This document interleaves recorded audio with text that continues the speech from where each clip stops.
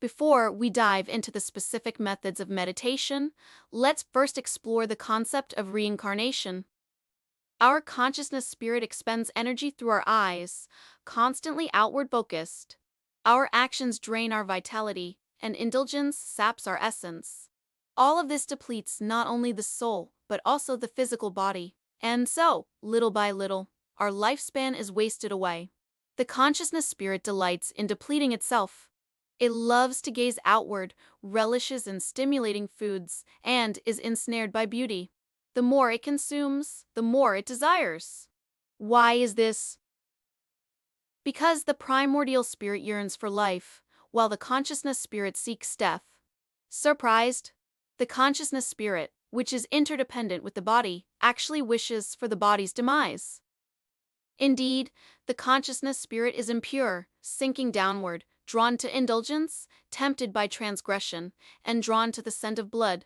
In ancient times, offerings of incense were made to the soul formed by the primordial spirit, while blood sacrifices were offered to the part of the soul formed by the consciousness spirit. Thus, to live a more positive and optimistic life, we must suppress the consciousness spirit and liberate the primordial spirit.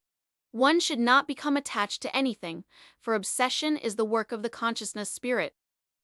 Do not force yourself into confidence or compel yourself to persist in something. These are the desires of the consciousness spirit.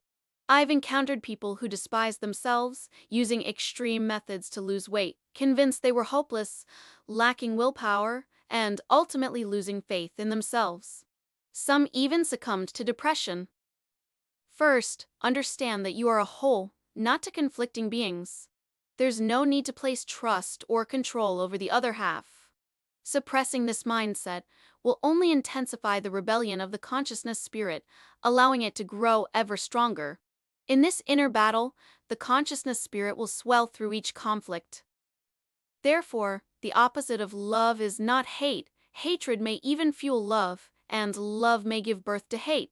The true opposite of love is indifference and neglect.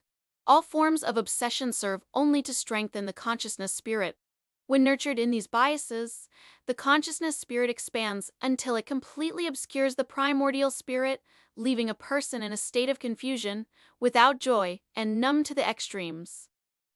Those who radiate the light of the primordial spirit are sunny, optimistic, lively, and agile. Conversely, those dominated by the consciousness spirit become extreme, irritable, goal-oriented, hypocritical, and cold-hearted.